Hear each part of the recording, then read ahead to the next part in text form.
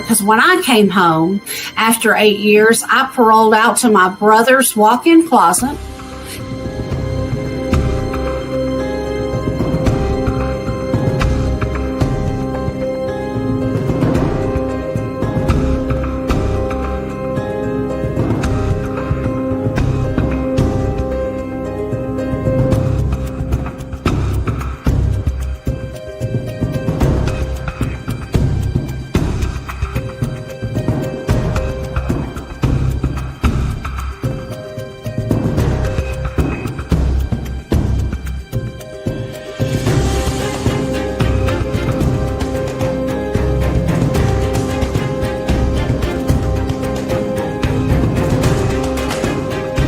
I still got 3 years of parole left.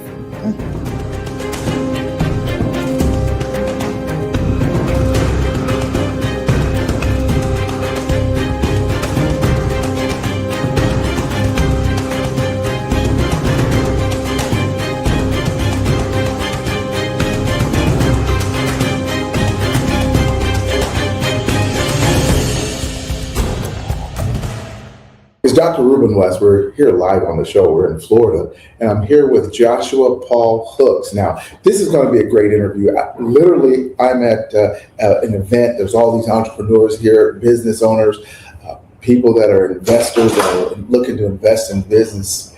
And I got a chance to meet Joshua, and of course, he was talking with Brenda, and we said, hey, we've got to interview you on the show for 2 reasons. Number one, it's fascinating. Number two, I believe that he has things that you're going to want to hear and that you can also benefit from. So, Joshua, as we get started, you said that you're a Florida native. I'm a Florida boy, born and raised. Born and raised. And I told him I'm from Kansas, live in Bloomington, Illinois. First thing he said is, that's too cold for me. Too cold for me. Not doing it. The truth is, it's too cold for me right now. So I'm trying to get out of it too.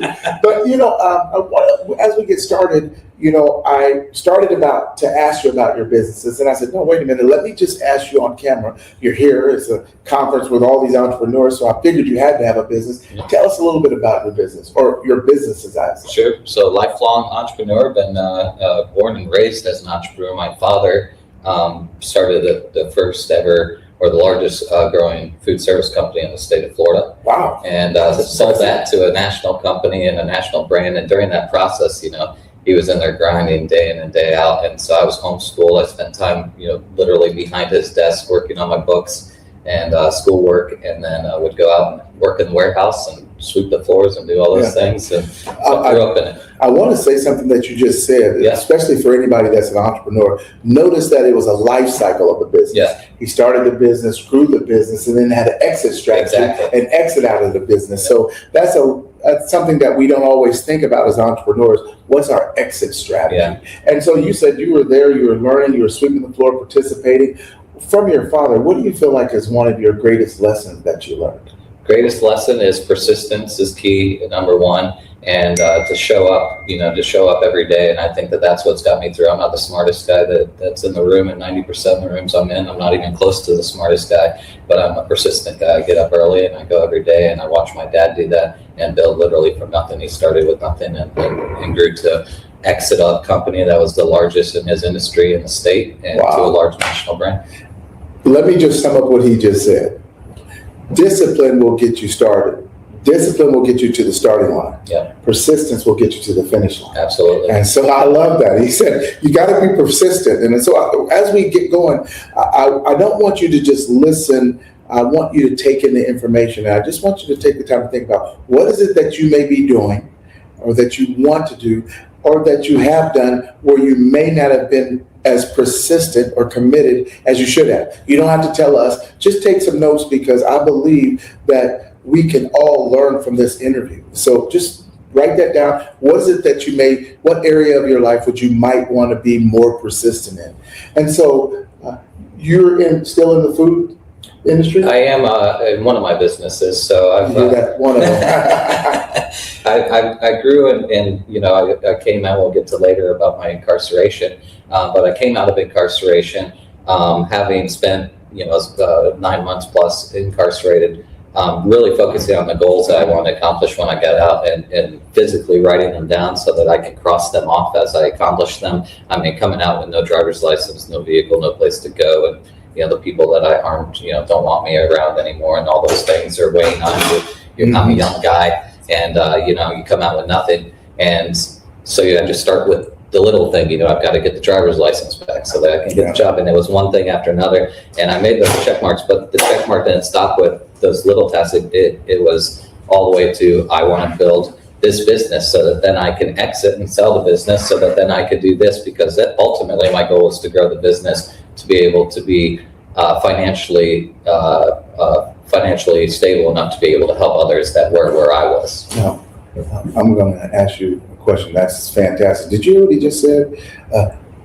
That's powerful. If you weren't incarcerated, because you said during that incarceration, which I know a lot of people use it as dead time. And what I mean by dead time is something that they go through, but it's not something that they grow through. Yeah. And what you just said is I found myself there, and I started making goals. I just started making decisions, things I was going to live for, live by. So you in your mind right there said, this is not just going to be dead time for me. Yeah. This is going to be time that I'm going to use to decide the steps I'm going to make when I get out of it, no questions, and I'm going to use that persistence that you talked about to get to that finish line.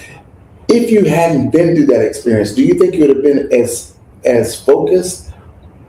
I think about that regularly, actually. And, when you're in there and you're in the throes of it, it's easy to get depressed and down about it. And so, like you said, I had to make that mental, decision. It's a decision that I'm going to use this time to maximize, my life, not to diminish my life. And so that's what I did. I went in with that mindset, and I did just that. I focused on the future. Now, and just so you guys know, that 9 months was probably one of the, having a daughter is great and is probably the paramount, but is one of the greatest times of my life was the 9 months, because it allowed me to reset. It allowed me to really dial in and focus on what I wanted out of life, not just career, but family, with finances, physically, all those things. I was in there and I reevaluated every single portion of my life. And so having that is one of my greatest strengths, and it's been just a catapult to help me everything in life, whether it's business or not. I look at business as there's no bad day in business, because no bad day in business is anywhere close to a good day I had in jail. And so when your worst day in business is better than your best day in jail. Absolutely. So when I look at it from that way, now it just makes things, it gets to that good perspective. And so not being incarcerated and not going through that, I think I've always had a drive, and I had a good example in my father to follow in business. So I might have, I probably would have pushed into business, but I don't think I would have had the tenacity and the persistence and the drive, and I guess the fire under me if I hadn't gone through what I went through. I love that. I want to tie back to something that he said. Remember, I said earlier that the decision gets you to the starting line, but you said persistence gets you to the finish line. But you see, in prison is where he made those decisions. You said, I made the decision, I'm going to do this. To be persistent. That was one of the decisions I made. It's very powerful. I want to just say something just to our audience members, because it's important that we take this information and apply it. And one of the things I believe, Josh, is that many people struggle. And it's not because they have a setback like you had, because they went to prison. It's not because they lost a leg in an accident. It's not because they were burned in a fire. It's not because they wrecked their car and they lost memory. They struggle because they're comfortable. Yeah. They haven't had any adversity. They've been able to skate along. They've been able to just go forward, and nothing or no one has challenged them to bring out the best in you. Yeah. And sometimes those difficult situations make you say, okay, wait a minute, I don't belong here. Yeah. I mean, I ended up here. I made a mistake, and we all know there's a difference between what you've done and who you are. Yeah. But you're saying to yourself, I don't belong here. Right? And it gives you that drive, that determination, because I believe one of the things you said was there are some people that in some way you affected for whatever you did, and then you get out and you really feel bad about it, but they don't want anything to do with you, and they don't want to hear it anymore. But wasn't there something in you that said, I'm going to show people the real me. Oh yeah. Tell us about that. So it was, obviously your parents come to mind and all your close family members, whoever that core group is. Yeah. But for me, it was not just those people. I mean, obviously that was part of it, but it wasn't just those people. For me, it was the judge. And I've got a crazy story about the judge in my case. I wanted to show her, that I could do it. And I did. And it was a really moving moment when that came to fruition. So yeah. Well, tell us about it. We're here now talking about it. Tell us about that. I'd like to hear it. So I guess I'll start with the charges first and kind of go through the story, and I'll keep it brief for us. Not get in all the nitty gritty of it. Yeah. But so I started, it was my senior year of high school, and I had been going through some stuff and backstory. A childhood of sexual molestation and challenging a lot of core beliefs, Christianity. I was thrown in religion, and so I questioned that through that process. It was a several-year process that I went through that, and obviously during, but after that process, I was battling internally with a lot of those, what's real, what's not, who am I not, and is God real, and all those questions, right? Like deep questions. And it led me down a really dark path, and it led me to ultimately addiction. And that addiction took over, and that's what led to incarceration, right? It was, I stole to support my habit and my lifestyle. And I did that from large corporations and was successful at it for many years until I got caught and went through the process. And when I got caught, I turned myself over and admitted, everything I had done, and tried to work out a deal with the state and the detectives that were investigating the case at the time, and went to court. And you know how that goes. You get in front of the judge, and the state makes an offer, and never been through the system before, and I'm in front of the judge, and standing there, and I've got a public defender standing next to me because I don't know anything about the system, and knees are shaking, and I almost collapsed when they told me that the state was offering me a 7-year deal. That was the deal. That was the deal. That was the deal they were offering. No, that's the discounted deal. Yeah, that's the discounted deal. And so, complete flush, and shake you to your core. And how old were you at the time? I was 19, 20, somewhere in there. Yeah, let's just say 20. Yeah. You weren't even 21 yet. Right. Yeah. And they're offering a deal for 7 years. 7 years because of the dollar amount. And it was multi-corporations. Got it, yeah. So it was an online thing. Yeah.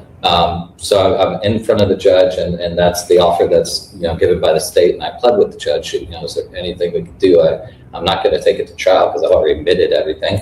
And I'm not going to prison for 7 years, Your Honor. Yeah. And we went back and forth, and that's the deal. Is that's what they're offering, and so I kept pleading. I didn't give up. Again, it goes back to that persistence. I guess so. And you had a good reason to be persistent. Yeah, that moment I think maybe that was the start of it. Yeah, that's probably the start of it. So I agree. I started, pushing on Judge Nancy Mollet, and I said, is there anything we can do? I'll do whatever it takes to prove to you, Your Honor, that this isn't who I am. I made a mistake. I fell into this, and there's a whole story around that, how it happened, and so I was persistent, kept fighting for my life essentially.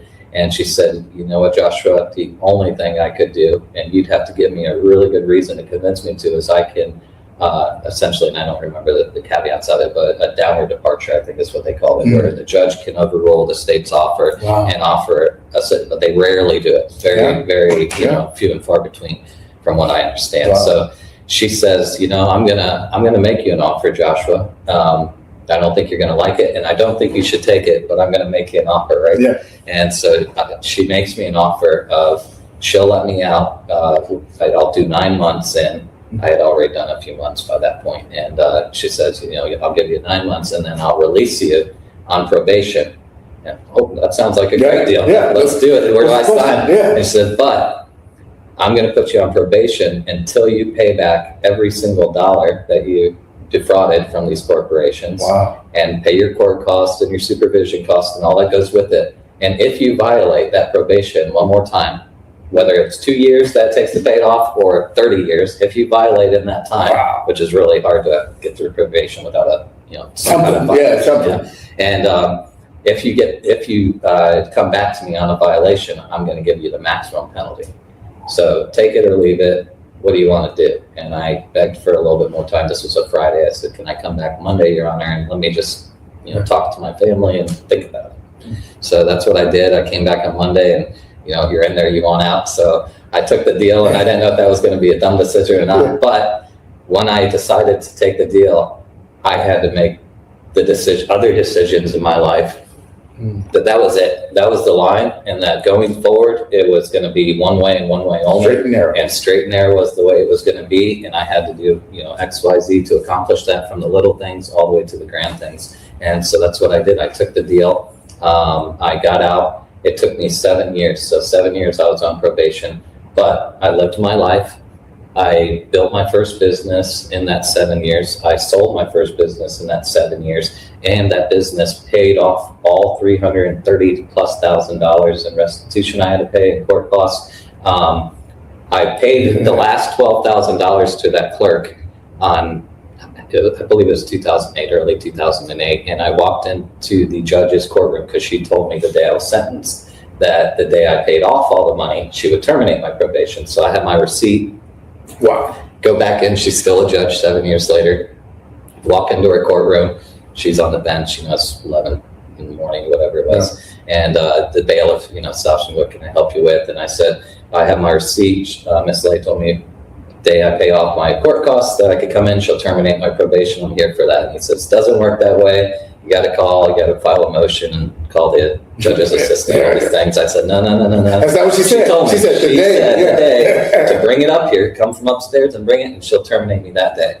And he says, if she said that, I'll ask her and I'll let you know. So he came back a half an hour later and he says, she can't believe you're here. She'll see you right after lunch, because she had just broke for lunch when he talked to her, and she'll see you. So right after lunch, sure enough, she called me up, went in front of her. And I don't think I've ever cried like a baby in my life so hard. She gave me a 10-15 minute, talking and really told me how proud she was, and she didn't think she'd see me unless it was to sentence me to prison. And I'll fast forward to a few years later.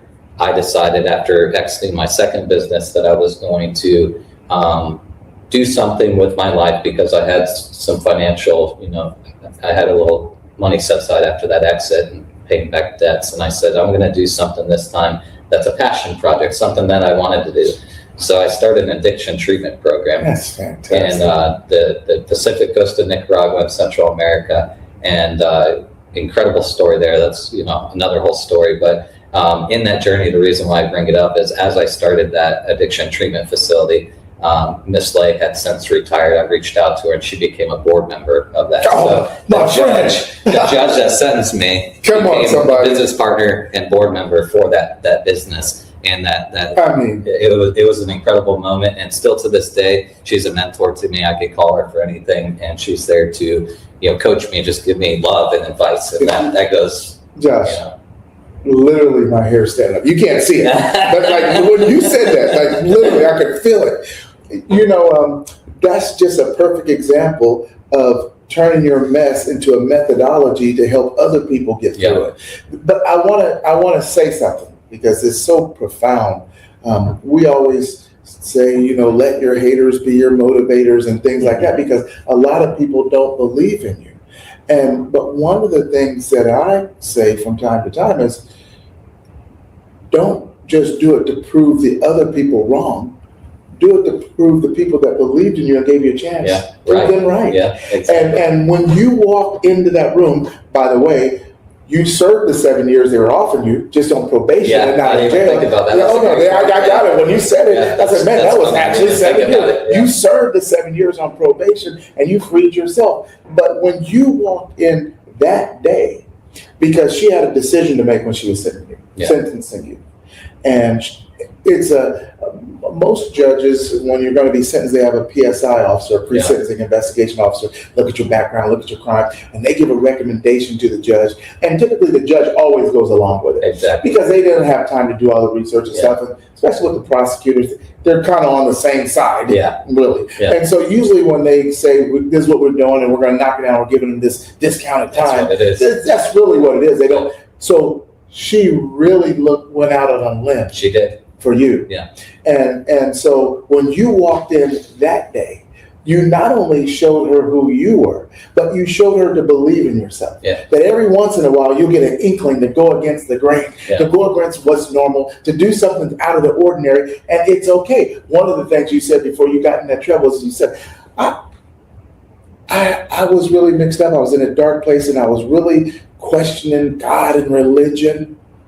My goodness, when she offered you that 9 months, that should have answered the question. You know what I'm saying? You said, I guess he is real, you know, because I actually did I did the crime, but you got a chance to show who you really were. Yeah. And that's why I'm excited for the people listening now, because most of us will never get that wake-up call. Yeah. It's only going to come from a quiet inkling inside. That nervousness that you feel as the butterflies in your stomach, encouraging you to step out of your comfort zone. It knows who you were called to be, but because you had the wake-up call, you answered it. Yeah. Now, there's a lot of people that get that same call, they run from it. They go the opposite direction. They get surrounded by people that have done wrong things. And my original degree was criminal justice, and I learned that a lot of people go into prison to learn, into jail to learn how to commit better crimes. Yeah.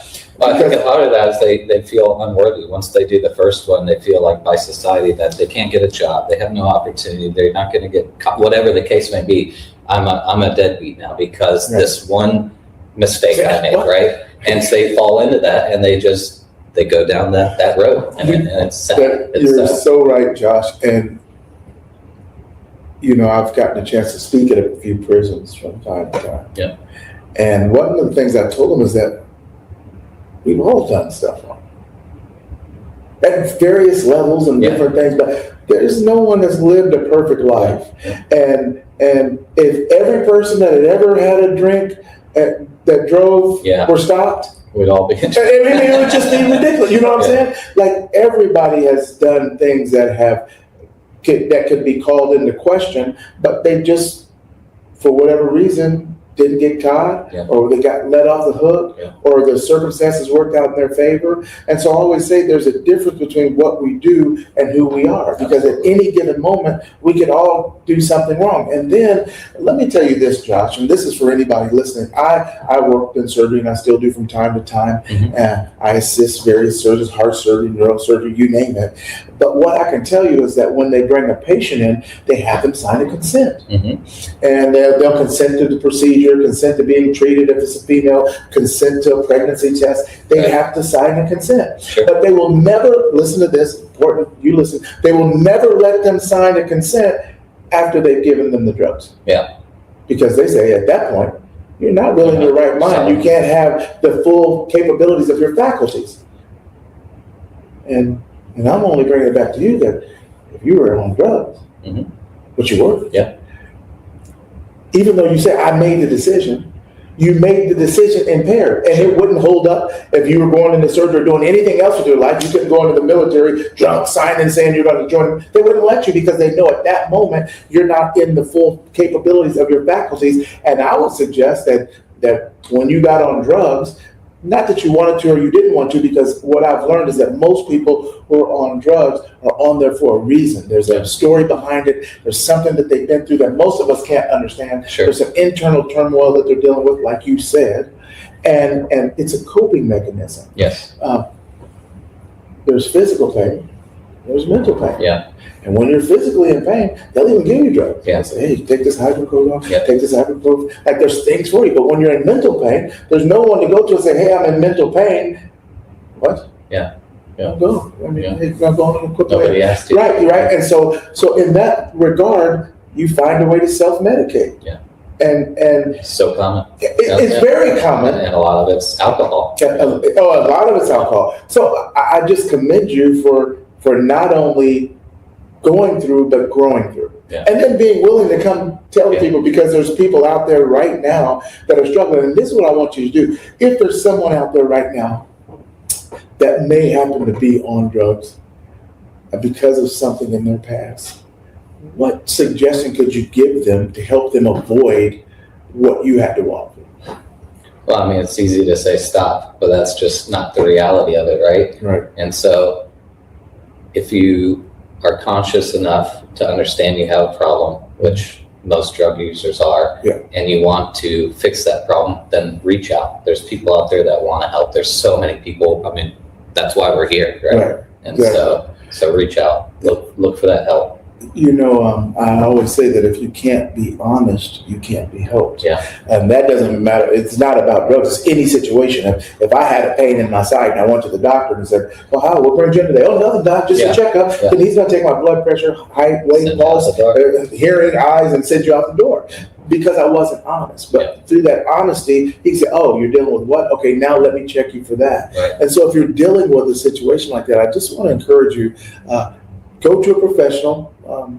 All of us as a professional, healthcare professionals, we have HIPAA laws where we have to protect your privacy, so you don't have to worry about that. But more importantly, there's a version of you that is available on the other side of the incident or the treatment that you will never know until you walk through. Absolutely. And so I just want to encourage you. Now, Josh, tell us, you have more than one business. Yep. What's another business? So here today, actually, as part of this event with the Harrington team and Big Brain Ventures, and we're having a lot of fun here today, and that's where we met. Exactly. But here on Sunburn Drink, so Sunburn Drink is one of the businesses I'm operating now. It's a powder mix. It's all natural. You mix it with water. Comes in a stick pack like Liquid IV, and you drink it down, and your sunburn's on overnight. So literally reverses the symptoms of a sunburn. So it's a functional beverage. We're pushing hard. We're working deals with Walmart this spring. And Amazon, all the social media stores and websites, and Walmart.com we're on. So growing that business, I've got a chain of 4 barbecue restaurants in growing called Station House Barbecue. Are they in they're in this Tampa. Good, I want to go there. Yeah. I actually was talking, we got to do like a catering deal on the next event. Yeah, that's fantastic. So Station House Barbecue is one of my brands. I've in the pool business, we construct high-end swimming pools. We construct shipping container swimming pools. Is anybody hearing this? 3, 4, 5 businesses. Are you hearing this? 3, 4, 5 businesses. I mean, this is amazing. Yeah. This is amazing. And what I come to see is that once you figure out you can do it.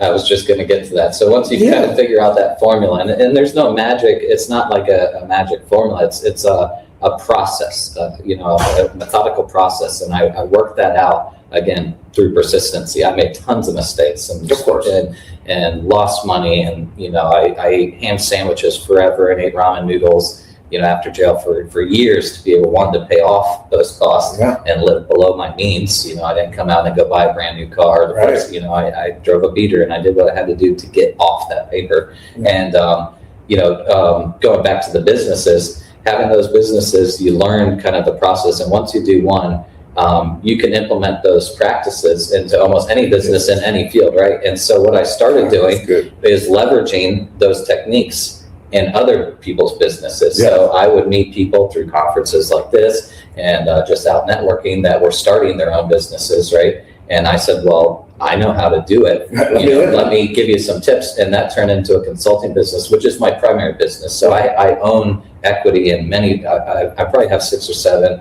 different businesses. I have some real estate now that I'm developing in Georgia, 184 acres there. That's beautiful.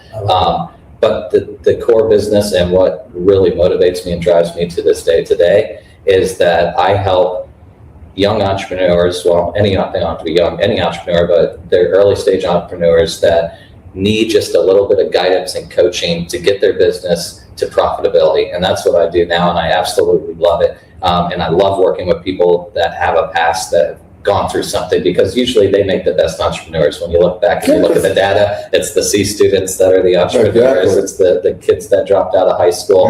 And I don't know all the factors around that, but the data shows that. And so I like working with people that have gone through something and want to better their lives. And so that's where I thrive, because I get to live what I went through kind of over and over again through that process.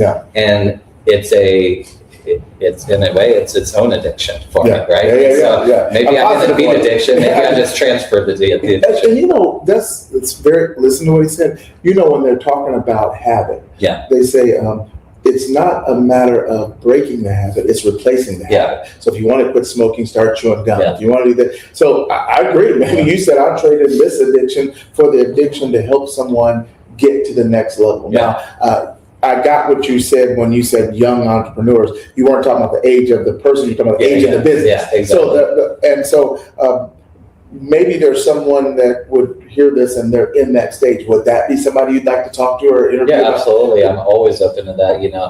Today I'm blessed and I'm really thankful and I'm fortunate because I've been able to, escape that past and I'd be able to help others and financially build businesses. And so when I get to help people, I mean, that's more for me than money. Now once they heard that, they probably want to know how to connect with you. So let me tell them how they can connect with you. Now we're going to keep going, but I know, ask them how we can contact them. Yeah. How could they connect with you? So our platform is Iconic Brand Group, iconicbrandgroup.com. We make brands iconic. We build them from the ground up. We focus on startups. So that's our bread and butter. We work with other brands that are more, experienced and have higher revenue. Usually, we have a great partnership with Big Brand Ventures, which is Kevin Harrington's team. Brenda, who you guys know, is an amazing part of that and really helped build that infrastructure there. And so we work hand in hand with them. And if they're a higher enterprise account, usually we'll pass them over to Big Brand Ventures. And then vice versa, if they've got some younger, obviously, in terms of their entrepreneurship journey, that just needs some principal guidelines, legal structure, making sure that they're setting the business up in the early stages for success, so that they could join a massive, group like Big Brand Ventures in the future to take that business to the hundreds of millions. That's what I specialize in. And so Iconic Brand Group does that. And then we also are operating a nonprofit that is Young Entrepreneurs of America, which is why I throw that out there often. So Young Entrepreneurs of America is a new project we're working on, and it's all about providing access, education, mentorship, support, financial support, incubator and startup, pitch competitions for youth in entrepreneurship. And specifically, I mean, we don't 100% focus, but we primarily focus in those underserved communities. We want to make sure that those people in those underserved communities understand that they don't have only college or only a job as an option after high school, that they can look at entrepreneurship as a viable and a lot of times more viable vehicle than a job. Yeah. I want to just comment on something you said. You said, the statistics show that a lot of entrepreneurs were the dropouts that were in trouble. They found a different path. What I've determined and what we've all discovered is they've kind of categorized new levels of intelligence, right? And so I'm 57, younger, intelligence was simple, reading, writing, arithmetic, that was intelligence. And then they said, well, no, there's emotional intelligence. Yeah. And that was a new kind of field. Say, some people don't know how to manage relationships or interact with people on an emotional level. So they started teaching emotional intelligence, so that people that, let's say they were going to be an entrepreneur, there's a way you have to interact, react with customers, partners, it was a new level of intelligence, a new field of intelligence that they started to categorize. And then they said there's musical intelligence, that some people are just musical genius. I've got none of that. And there's physical intelligence. And so I say that to say, imagine taking the U.S. 350 million people and putting them all through the same education system and thinking that they're supposed to come out. When you really think about it, there's no one size fits all. It wouldn't work. It would work nowhere else. Even in healthcare, I was sick in 2021. I was in Nairobi, Kenya, almost the whole year, and I got COVID, and I went in the hospital. And what I noticed, Josh, was they practiced the old model like we used to practice. There, they practiced healthcare. Yeah. And so what happened was, this is the way we're treating this issue, and I don't care what you need. This is the way we're treating it. That's the way we're handling it. Right. And in the U.S., we had transitioned from healthcare to patient care. That it was focused around the individual, because they realized that one system would never work for everybody. So it was genius when you said that a lot of the entrepreneurs come into it from a different way because they didn't fit in the normal system. And they had to figure another way. Right. And I would suggest that there's probably a level of genius that we're missing. T.D. Jakes wrote a book called Instinct. And he said that there's some people that their gift or their skill is to operate by instinct. And once they've gotten something up and going where it no longer takes them figuring out, they just let that run on its own and then go figure out something else. like you said, that you can grow and build, because in my opinion, I believe you have a different level of genius honed over time, proven through your own businesses, that you can use to help individuals that may be struggling, or they have this idea, they have this passion, but it just not be their forte, right? Because genius comes in different shapes, forms, and sizes, and I have one sitting in front of me right now that took a potential prison sentence for 7 years, and turned into an entrepreneurial journey. And so I want to ask, when you went back around people who saw, I mean, initially you got out, I'm sure there's people like, oh God, I can't believe it. Well, how dare it? I mean, 9 months, I mean, that's not right. And especially the people that you owe money to. They're like, this guy got off easy. But has anybody came back and said, I was wrong? It's been few and far between. I think human nature is, to not say anything, even if you believe that you were wrong, maybe. So I've had a few, very few. But it's a magical moment when they do. It's a special feeling. Yeah, and then I think as individuals, we have to get past needing to we do what we can do, and I think so many people get stuck wanting that validation. Yeah. And so I have a saying, validation is for parking tickets. Yeah. You know what I'm saying? I mean, we don't have to wait on their validation. We just do what we know we've been called to do. Yeah, absolutely. As an entrepreneur and someone who helps other people get their businesses going, what is the most rewarding for you? It's watching them. Well, obviously, if they succeed in business and they hit profitability, whether it's making millions or just making enough to give them freedom in their life, right?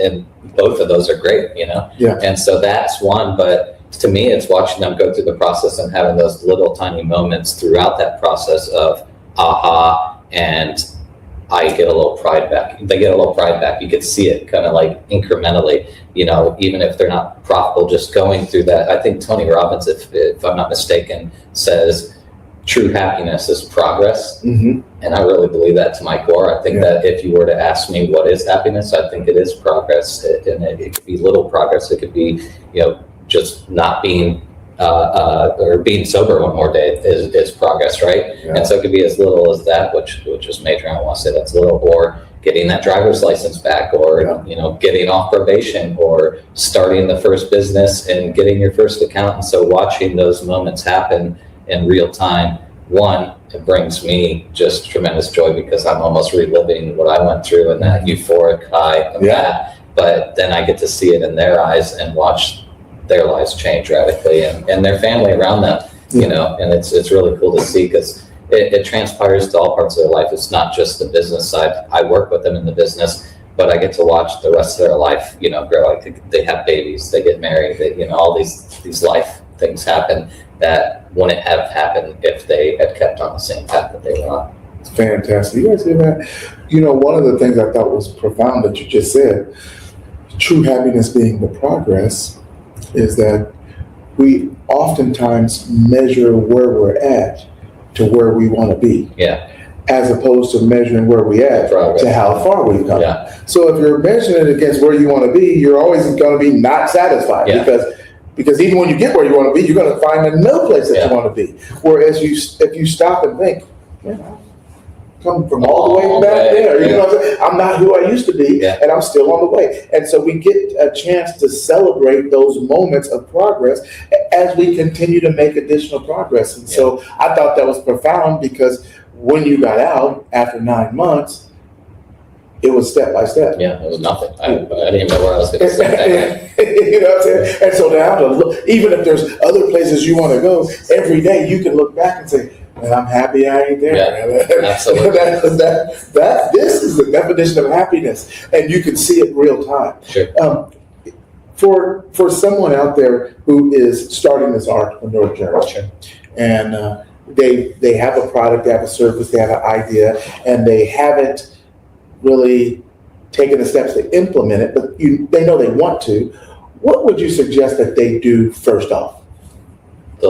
Anything, the littlest thing. It's about just taking that first step. And again, to me, and I'm sure it's the same to a lot of others that I meet, so I'm sure it'd be a lot the same to a lot of these that are watching, is that those steps are what create one momentum, but also getting yourself back, the pride back, and where you can look in the mirror and be proud about yourself.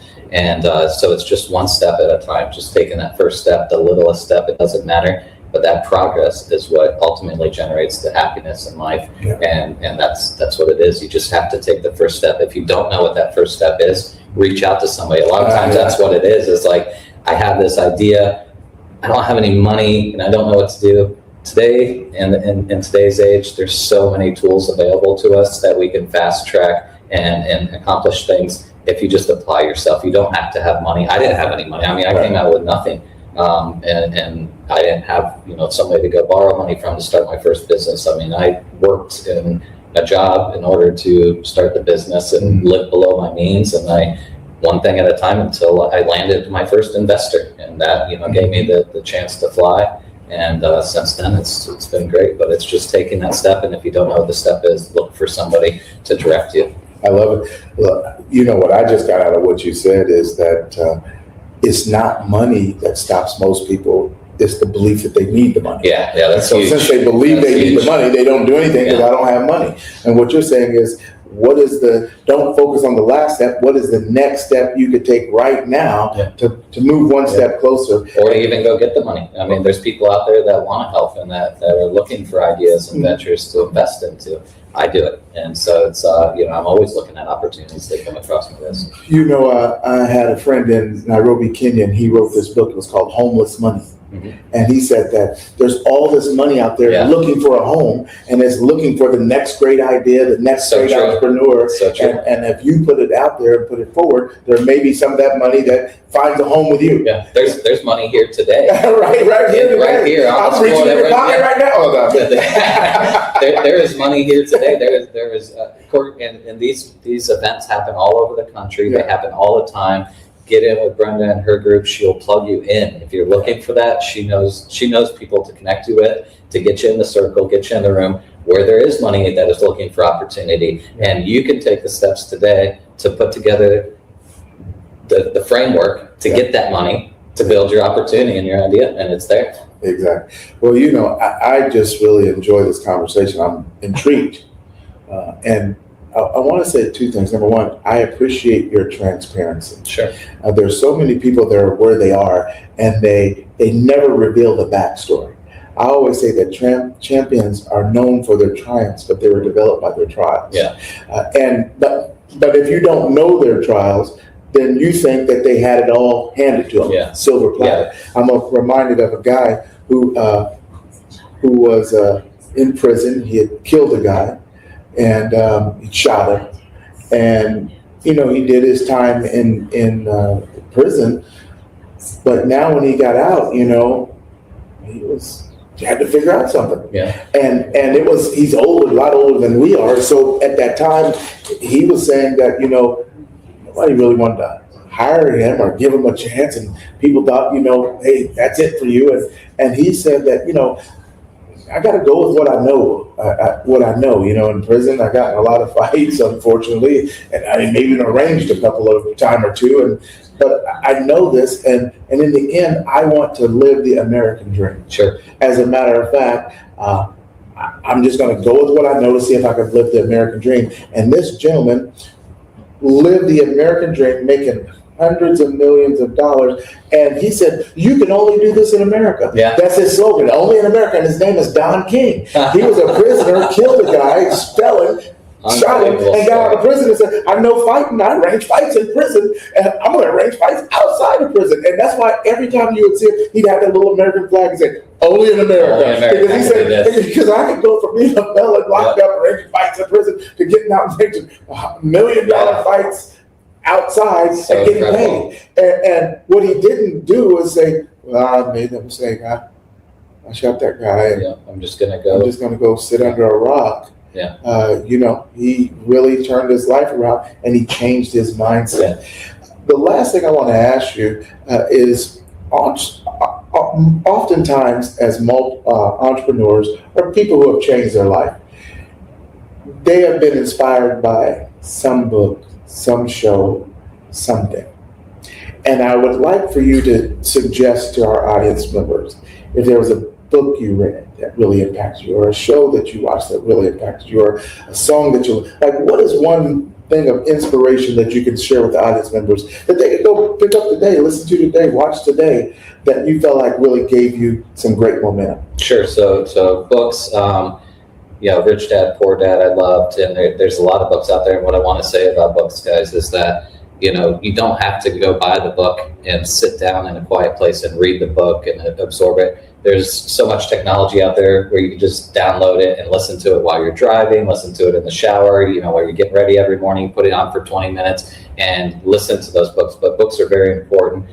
They give you one, education, but also motivation, right? Mm-hmm. And so there's been a lot of books that I've keyed into, but the number one book that I've read over and over and over again that I actually started, I found it in jail. Mm-hmm. And never heard of it before. It's very popular. It's Think and Grow Rich by Napoleon Hill. Yeah. And most entrepreneurs have a copy of it. Yeah, and, I got it. And it's something that I read probably twice a year, just because it's one of those books that no matter how many times you read it, there's always just this little nugget you can pull out. And even if it's not a new nugget, it's a refresher of those core, principles and systems and action steps you could take to think and grow rich. And so that would be one of the key ones I would recommend. I love that. You guys write that down, and don't just write it down, but take action on it. Yeah. Get it. Yeah.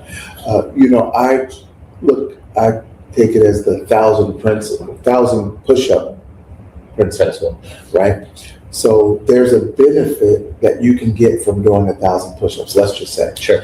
But you can only do 70. Yeah. And you read it in a book and it talked about the 1,000 push-up principle, and you glanced over it because you're like, I'm only at 70, right? But you keep working out, and you come back and you read it again a year later, and you're up to 200. Yeah, exactly. And you read that 1,000 push-up principle, and that sounds great, but I'm only at 200. I'm a long way from 1,000. Yeah. And then finally, 4 years later. Right, you go and you read it, and you're like, wait a minute. If I just increase to 1,000, I'm going to get this benefit. So what happens is when we reread the material, it's not that the material's different, we're different. Yeah. We've learned some things, we've grown in spaces, we've surrounded ourselves with different people, and so now we're able to absorb one more nugget. The last thing I'm going to ask you, again, because I told you there was one more thing, is how important is your circle? Oh man, that is everything. That the old saying that you are who you surround yourself with is so true, in good ways and bad ways. Yeah. And so surrounding yourself with positive people that are making good decisions, obviously is important. But then the next step is getting in the room with people and around people that are where you want to be. And that's a little bit harder because you're not there yet. So getting in those rooms can be tricky, but it's possible. And it comes down to persistence. I want to touch on one other thing because it popped in my head of kind of one of the key action steps. There's two of them that really transform my business career, right? Mm-hmm. And so there's people out there and majority of people, whether it's incarceration or anything else, they go through a health issue, they go back and, they're back in their normal life, and they've got to survive, right? And so they've got to go work that job. Maybe they have a great business idea that they've been sitting on for years or just came up with, but they feel they can't chase it because they've got to work a job to survive, right? So I don't have time. I've got to work this job for 8 hours or 10 hours, then I have to go pick up my daughter and then cook dinner, and I don't have time to start a business. And one thing I learned early on, and this was just a mentor that I met years and years ago, who I'm in business with now, Mr. Robert Foster. He taught me, if you get up early in the mornings, a lot of people hate hearing that, but it's so true. And so I started getting up at 4:30 in the morning was one action step. And it sounds crazy, but your body adjusts. And now, still to this day, 4:30 every morning I wake up. I don't use an alarm. I haven't for years. I've just conditioned my body that way. And so getting up early allowed me, before I had to get to the office, because I was doing sales at that time to pay off probation. But before that, I was working on the foundation of my first company that launched everything else. And I was doing that from 4:30 in the morning till about 8 in the morning. And then I get ready. And so I had a good 3.5 hours every day, 3.5 hours that I was dedicating to laying the groundwork to build that business. And so that was number one. The other suggestion I can make is a notepad, writing down things, at least for me, and I still do it to this day. It's sitting right off screen over here. every day, every morning in that 3-hour block that I still do in the morning of like getting stuff done before the phone and the meetings start, right? Is I'm writing down my top goals that I want to accomplish for today, tasks that I want to do, any meetings I have. And I do that every day because it allows me, one, to keep focused on it so I don't get distracted whenever I get out of a meeting. I need to go finish this thing so I can cross it off my list. And two, it allows me to physically cross it off. And that is like a progress step. It's a step up the ladder, which is that happiness for me. Yeah. And so once I learned those two things is, one, I got to survive and I got to work to do that. But if I get up early, I can build something above and beyond just survival. And two is if I organize myself with that list, it allows me to have pride in completing it, but also it allows every task to get done because it's staring at me every day. That's fantastic. One of the things I discovered, somebody told me this, it was a secret. A lot of times they don't want to give away entrepreneurial secrets, but they wanted to give me a secret that Tony Robbins used, same secret that Bill Gates used, same secret that now Mark Zuckerberg used, Richard Branson used. Same secret is 24 hours. Yeah. They didn't make extra hours for them. Yeah. They all had 24 hours. Yeah. They just used them differently. And one of the things you just said is you can start using that time differently. Yeah. Most people think about what can I do with the time that I use, and what you're saying is use other parts of the time. Yeah. The time that you use, you maybe don't need to sleep 14 hours. Right. You need to sleep 5-6 hours. And there's TV and all these other things right now. Entertainment is the new currency. They're competing for your entertainment. How many hours can they get you to put on this screen? And most people have a bigger TV than a library. Yeah. And so what happens is, a lot of programming is for entertainment, but a lot of entertainment is for programming. Yeah. And their job is to keep you there being entertained. I love that. I love what you just said. You know what I'm saying? I'm a fool of it. they do that to keep you there, right? And the people who have made it have found a successful way to break away, to realize. I'll tell you just a secret since we're in Florida. I don't know how many years you'd have to go back, but there was a time where if I went out of town and hit the hotel, I'm grabbing that remote, I'm turning it on, I'm going to watch something. I'm not breaking. And now I don't never even think about there's a TV in the room. I was staying in Kenya, and they said, we have to get you a remote. And I said, you don't need a remote.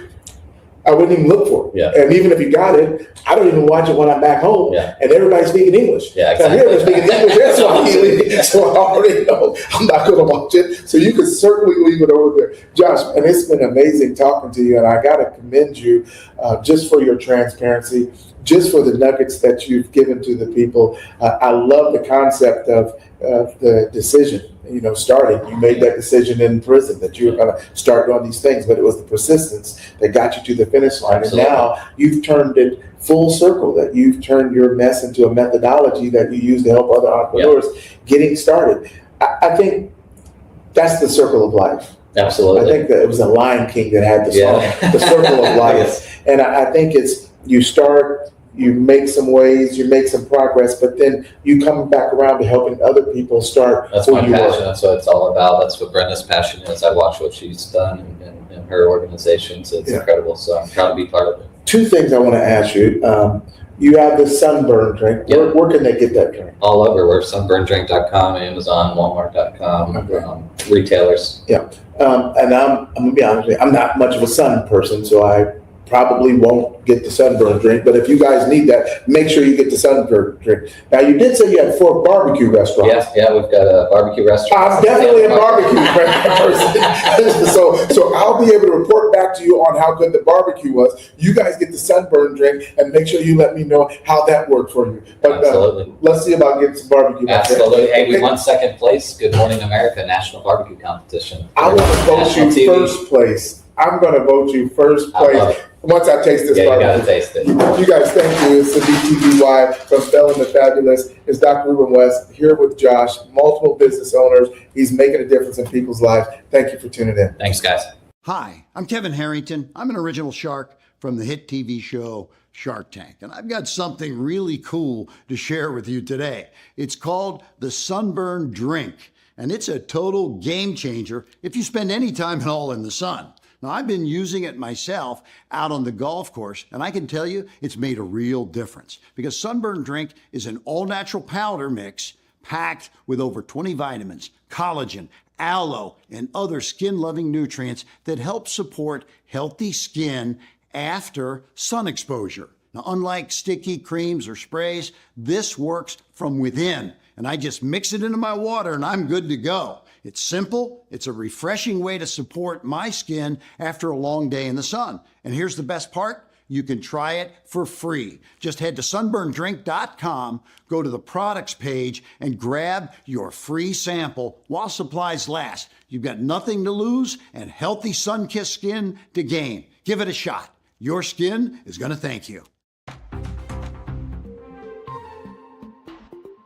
Or do you want to be the person that soothes, that loves?